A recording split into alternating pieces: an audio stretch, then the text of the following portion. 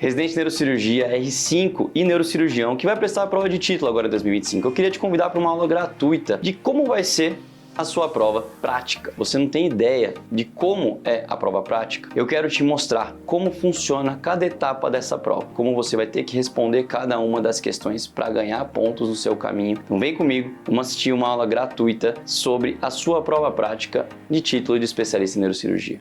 Bora galera, mais uma aulinha aqui em módulo de TRM, nosso intensivo Pro de título SOS Neurocirurgia. Estou eu aqui de novo, César, junto com o nosso colega Beto. Fala pessoal, tudo bem? Bons estudos, vamos lá, um tema muito importante, vai cair na sua prova, é um tema que cai tanto na teoria como na prática. Então vamos lá, SFT, 35 anos, vítima de queda da escada de aproximadamente 3 metros. Encaminhado para avaliação devido a dorsalgia importante, em região tóraco-lombar, sem melhora com analgesia intravenosa. Não apresenta déficit motor ou sensitivo ou qualquer outro déficit neurológico. Né? Tem uma tabelinha embaixo aí mostrando que está tudo normal. Ignora esse 3 aqui, galera. Não tem 3, é 5, tá? Tá sem déficit nenhum. Exatamente, tudo 5, tá? Bom, tá faltando alguma coisa, né? Mostrou o caso, deu para entender que é um trauma, né? Mas está faltando o quê? O nosso famoso ASIA, né? A escala de ASIA, né? O Frankel, lembrando que trauma, coluna, tem muita escala, tem muito protocolo. E infelizmente aí nós temos que saber para a nossa prova, tem que estar na ponta da língua, tá? Então o que nós temos que fazer, né? Tem que estar na sua cabeça, definir o nível sensitivo em ambos os lados. No nosso caso, não tem lesão, não tem déficit neurológico. Definir o nível motor em ambos os lados. A mesma coisa do ITI1, nosso paciente está ok. Definir o nível neurológico. Definir se a lesão é completa ou incompleta. E determinar o ASIA. Ok? Então vamos para o próximo slide aí para entender melhor, né? Só para a gente relembrar então a nossa tabelinha do ASIA aqui, então bem tranquilo, pessoal. Nosso paciente é um ASIA-E, é um paciente que tem função motora e sensitivas normais. Mas a gente sempre fala, né, Betão? Ou vai ser A ou vai ser E. Ah, tem o meio do caminho? Deve ter o meio do caminho em algum lugar se ele quiser te dar uma lascada aí. Mas, ou ele é A ou ele é E. Lembrando aí, pessoal, a gente gosta sempre de fazer aí alguma analogia para lembrar na hora da prova, de estar nervoso. É apenas uma brincadeira, mas tudo é válido na hora da prova, né? Então, ASIA A, né? A de acamado, né? O paciente está com um déficit completo aí, não tá tudo, né, ruim, né? A evolução ruim. E o ASIA E de paciente em pé, né? Então é apenas uma brincadeira, apenas para tentar decorar aí essa tabela, que na hora da prova tem 50 mil tabelas, 50 mil fluxogramas, então tem que facilitar para a gente, tá bom? Perfeito, pessoal. Então, só para a gente revisar rapidinho aqui o ASIA, Betão, e para o pessoal aí que está em casa assistindo a aula. Lembrando, o ASIA A, como o Betão disse, pior de todos, lesão completa. ASIA E, sem lesão nenhuma, né? E aí, quando a gente chega aqui, a gente tem lesões incompletas entre o B e o D. Qual é a diferença? O B, a gente tem o paciente só com função sensorial preservada, o motor dele já foi. O C e o D, os dois, ele tem algum grau de força motora. Porém, no C ele tem um grau 3 de força motora ou menos, e no D ele tem um grau 3 ou mais de força motora. Ou seja, no C é uma força que é útil, que é inútil, vamos dizer assim, não vence a gravidade, ou seja, não serve para nada, ele está mexendo aquilo ali. E no D é uma força que ainda é útil, ou seja, tem alguma função. E é isso que também avalia a escala de Frankel, é dessa forma que ela olha a escala de Frankel. Então é bem tranquilo da gente entender esses dois pontos, o ASIA, o Frankel, e nesse paciente aqui, muito fácil, inclusive torça para cair assim na sua prova, Exato. Paciente sem déficit, um paciente ASIA-E. Show, perfeito. Quais exames de imagem você solicitaria? Bom, pessoal, lembra aí, tem radiografia, tem tomografia e tem ressonância. Lembra que na hora da prova você tem que mostrar conhecimento. Ele está testando o seu conhecimento. Eu sei que a tendência é grande de falar, vamos pedir uma ressonância já para ver lesão medular, lesão de ligamento. Mas, se você falar o exame e ele não achar necessário, tudo bem, ele não vai te mostrar o exame, mas você demonstrou conhecimento, que nunca é demais na hora da prova. Então vamos começar com o nosso raio-x, pedir uma radiografia da coluna, que nós temos a imagem à esquerda em AP e a imagem à direita aí da sua tela em perfil ou lateral, tá certo? Então nós podemos ver o que aqui, César? Nós podemos ver um bom alinhamento aí de L5, L4, L3, L2 e que nós encontramos em L1 um achatamento do corpo vertebral. né? Você vê mais alguma coisa, César? Perfeito, Betão. No momento, por enquanto, que a gente consegue ver no raio-x é isso. A gente vê uma perda de altura aqui de L1, né? Pode ser, você pode até falar que tem um fragmento que parece ir para dentro do canal, mas aí você começa a querer encher linguiça aqui, não precisa. Fala o básico. Você pode se complicar. Exato. Tá perda de altura em L1. Ponto. Tá tudo bem. Lembra sempre, né? Pede tudo. Você nunca vai errar por pedir demais. Você vai errar por pedir de menos. Raio-x, tomografia e ressonância. Agora, ainda existe uma discussão grande aqui no TRM toracolombar, onde será que existe a necessidade da ressonância para eu tomar a conduta? Ou não existe? Então, Exatamente. tem essa dúvida. Então fica calmo, vai com calma. Pode falar que poderia pedir os 3, mas que os exames iniciais são raio-x, tomografia e assim por diante. Vai indo na sequência, vai indo tranquilo, que vai dar tudo certo. Então vimos o raio-x, agora eu quero saber o que está acontecendo na tomografia. Eu quero ver melhor esse osso aí, né? Vamos descrever essa tomografia, Betão? Vamos, então, pessoal, sempre do básico, né? Uma tomografia da coluna aí, toracolombar, reconstrução sagital com janela óssea, né? Pronto, já falou o básico, ok, já demonstrou o conhecimento da radiologia. E aí eu vejo lá, L5, 4, 3, 2, 1. Então, confirmando que você tem uma fratura de L1, né? Que você tem uma fratura, um achatamento do corpo, que você confirmou o que o César tinha de hipótese, que tem um fragmento, né? Uma retropulsão, né? Com um fragmento no canal. Que mais, César? Olha, só consigo, além do que você descreveu aqui, Betão, descrever um aumento do espaço interespinhoso aqui, ó. Perfeito. Tá? Entre L1 e L2 a gente tem um aumento do espaço interespinhoso. E aí você já começa a pensar no quê? Da importância, talvez, aí da ressonância. Exato. Né? Aqui eu suspeito de uma lesão ligamentar, eu não tenho como confirmar. A ressonância também não dá uma confirmação certeira para mim, mas ela me dá mais argumento para eu falar que existe uma lesão ligamentar. Então aqui é aquele caso que, pô, acho que aqui vale a pena uma ressonância, né? Lógico, você vai deixar de operar um paciente que está aqui com fragmento aqui? Não. Vamos bem, né? Beleza, tá tudo certo. Mesmo sem o déficit, né? Exato. Importante. Vamos chegar lá, a gente vai chegar lá. E aí, beleza. A gente continua aqui só para mostrar um corte axial. Então, no platô superior, eu estou vendo quebra do platô superior aqui. Perfeito. Vamos descer um corte mais inferior, eu vejo aqui o platô inferior também quebrado e eu vejo aquele fragmento dentro do canal. Corte axial, janela óssea de uma tomografia novamente. Vamos, então, tirar a prova dos 9, ver a nossa ressonância, né? Então aí, pessoal, nós temos uma ressonância, né? Ambas no corte sagital. Do lado esquerdo, ponderado em T1, né? Sem contraste. Onde você vê aí, então, um comprometimento, né, do corpo, com uma retropulsão, com uma discreta compressão aí medular, né? Do lado direito da sua tela, nós temos a ponderação em T2, ainda no corte sagital, mantendo aí, né, ó, tem até um hipersinalzinho lá, né, César? Uhum.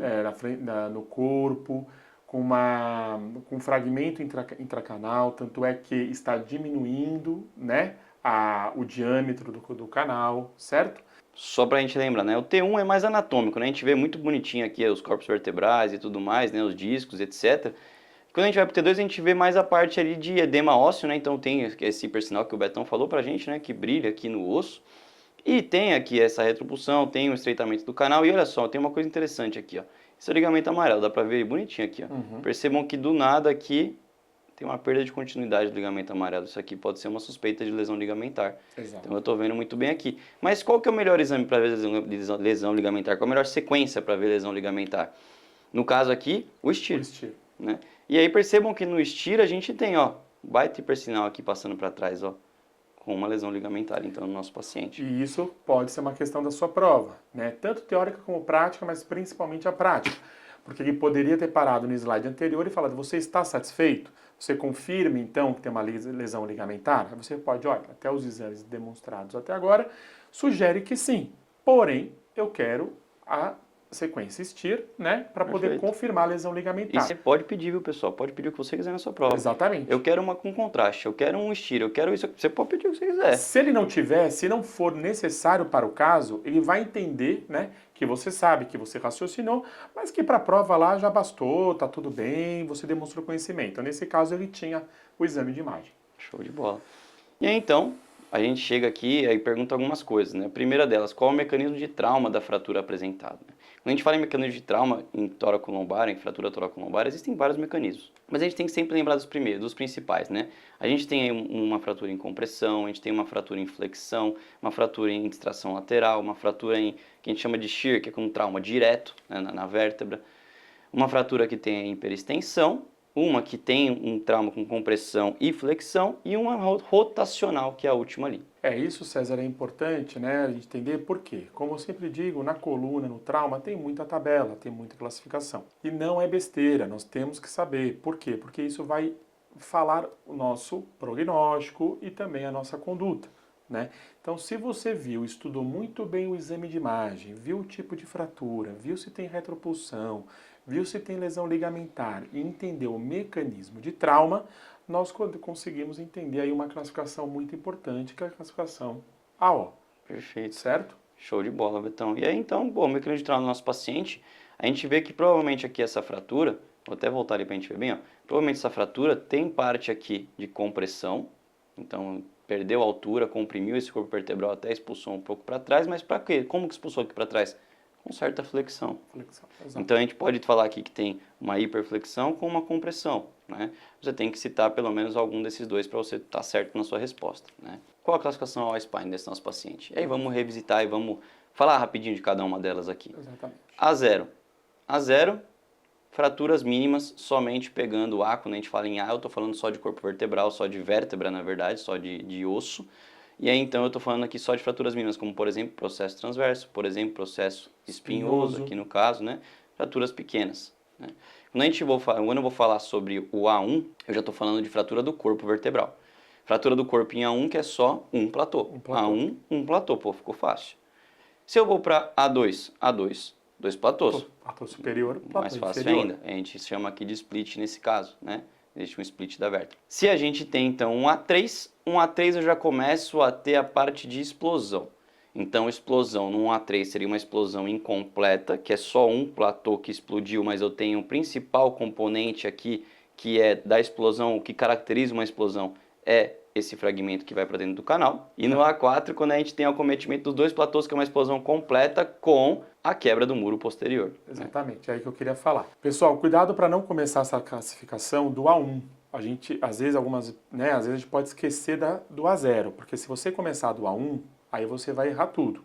Então, como a classificação tipo A é a mais longa, né? Então lembre-se, olha lá, vamos revisar aqui, revisar novamente o que já está sendo revisado. Então, A0 é nada, tá tudo ok, só tem parte óssea, sem nada de comprometimento. Aí nós temos A1, A2, A3 e A4. Lembra que tudo que for o dobro é o dobro. Então, A2 e A4 pegam os dois platôs. E A1 e A3 pegam um platô só. Perfeito. Certo? Só para sistematizar isso. Ficou muito bom para lembrar agora. Show de bola, Betão. E aí a gente vai então para B, né? B1, a gente tem aquela famosa fratura de Chance, que é a fratura que é transóssea, né? Então, ela pega aí toda a parte óssea até lá atrás, então a fratura de Chance. E a fratura B2, que é uma fratura transligamentar, então ela pega tanto o corpo, mas ela também pega ligamento. Tem um sinal importante que a gente vê na tomografia, que é o que tem lá no nosso paciente?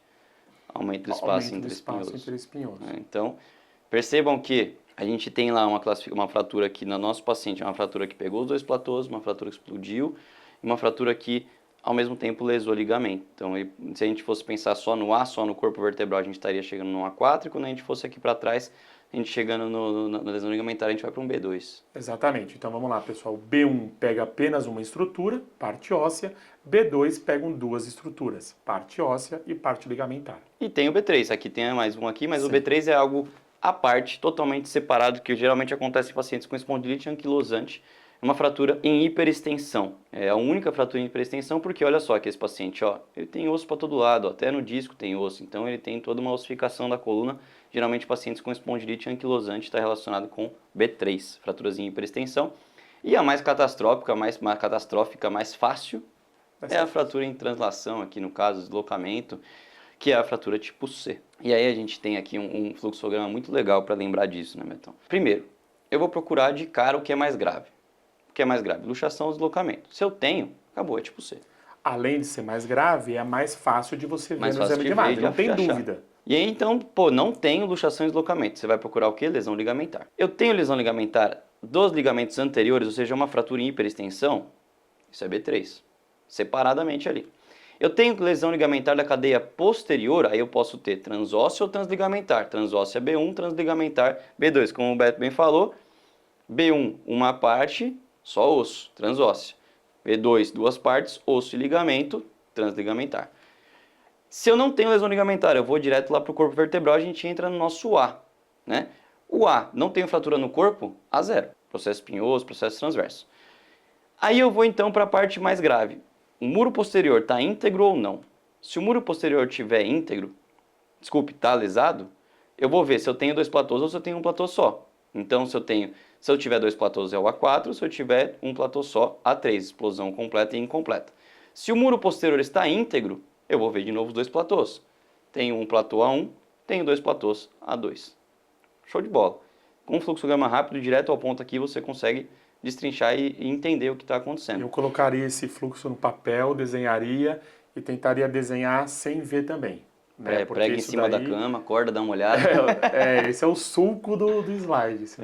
É só para lembrar, né? Isso aqui não vai ser cobrado na sua prova, esquece. Mas é só para vocês lembrarem que existe ainda na classificação O-Spine a parte neurológica, que no caso a gente usa muito mais o ASIA do que a parte da O-Spine para o neurológico. E existe também os modifiers, né? Os modificadores. Os modificadores eles usam a gente para indicar ou não a cirurgia. Por exemplo, um paciente com espondilite anquilosante, você tende a operar mais. Um paciente que tem uma osteoporose e tudo mais, você sabe que não vai calcificar, você tende a ser mais agressivo e assim por diante, né? E aqui, qual a sua conduta para o seu paciente, qual o TLIX para esse paciente, né? Hoje até não vem tanto sendo mais usado o TLIX, porém, ele ainda é cobrado em prova. Tem tabela, vai para a prova. É assim que acontece, né? Então, apesar de não estar sendo tanto usado, a gente se baseia muito na O-Spine para definir nossa conduta, o TLIX ainda assim é usado. Vocês vão entender por que parou um pouquinho de ser usado, que a gente vai discutir isso um pouquinho. Mas o TLIX, basicamente, ele vai destrinchar para a gente achados radiológicos, estado neurológico e integridade do complexo ligamentar posterior do nosso paciente, né? Então você tem que saber, para a prova teórica, essas pontuações, tá? Tem que saber cada uma das pontuações, principalmente essas pegadinhas do caso do tipo, um paciente com lesão incompleta pontua mais do que um paciente com lesão completa. Isso é meio óbvio quando você vai pensar, mas quando você olha a tabela você fala, pô, não é possível, tá errado isso aqui.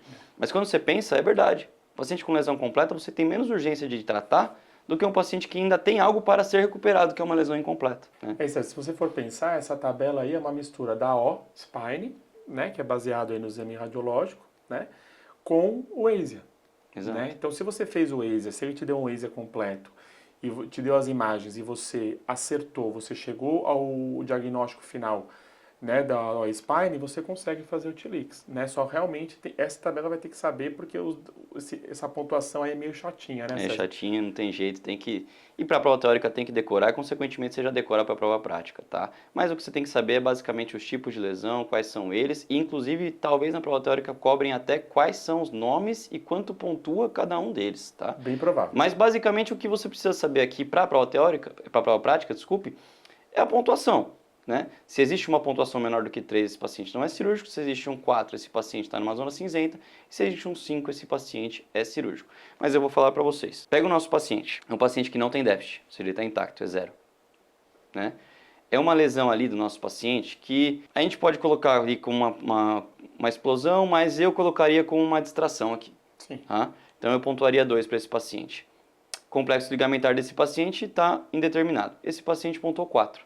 Eu não deixaria de operar esse paciente nem a pau. Exatamente. Entendeu? E aqui ele está falando que está na zona cinzenta. Para mim isso aqui é 10, não é nem 5. Já passou do ponto, entendeu? Exatamente. Então, você percebe que por isso que vem parar de ser usado aqui, né? Porque, pô, é difícil. E é indeterminado. Por que eu falei, pô, mas César, para mim está definida a lesão ligamentar aí. Por que eu falei indeterminado? Porque o Vaccaro, quando definiu isso aqui, ó, ele pegou a lesão ligamentar da banda posterior e definiu isso aqui. Definiu nas colunas de Dennis, ele pegou essa terceira coluna de Dennis e falou, aqui vai ser a banda posterior.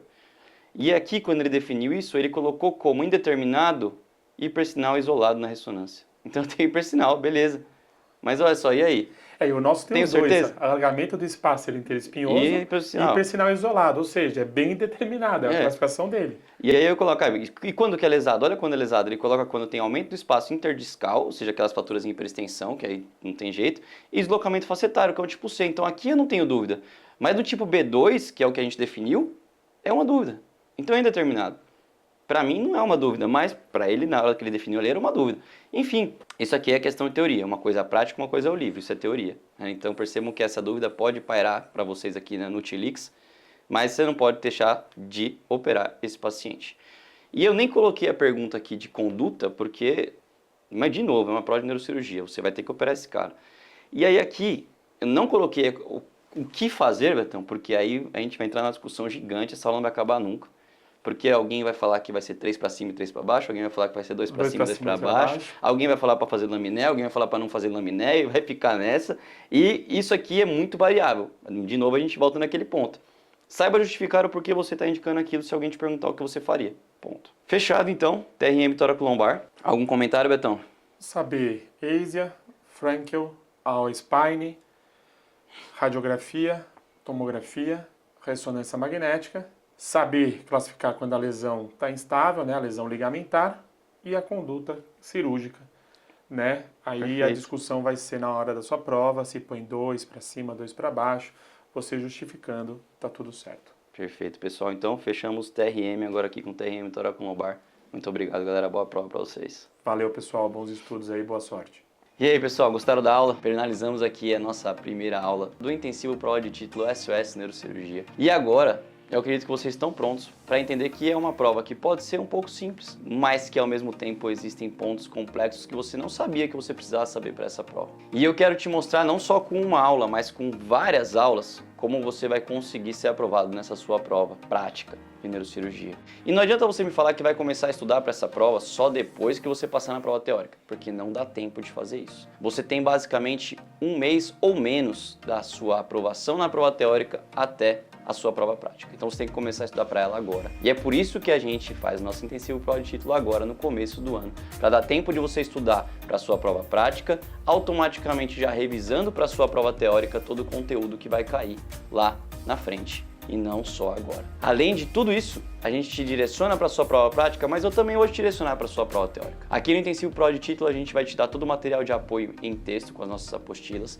A gente vai te dar todo o material de apoio em questões, com um banco de questões com mais de 1000 questões. Vou te dar também aulas pílulas, que relembram direto ao ponto para sua revisão ali, 2, 3 dias antes da prova teórica, para você lembrar tudo que vai cair na sua prova, 2 simulados para você testar os seus conhecimentos ali semanas antes da sua prova e ainda novidades para sua prova prática, um novo modelo de aula, que é essa que você acabou de ver aqui. E, por fim, a gente ainda colocou em cada uma dessas aulas um checklist para você não se perder e para você conseguir recapitular tudo que foi dado nessa aula e saber como responder cada uma das questões e acompanhar essa aula novamente junto com esse nosso checklist, para você não errar de jeito nenhum e ganhar todos os pontos possíveis na sua prova, tanto teórica quanto prática. Com o nosso intensivo prova de título, você vai conseguir ter o seu melhor desempenho na prova de título de especialista e garantir o seu título. Vem com a gente, vem com a SOS Neurocirurgia para o intensivo prova de título SOS 2025.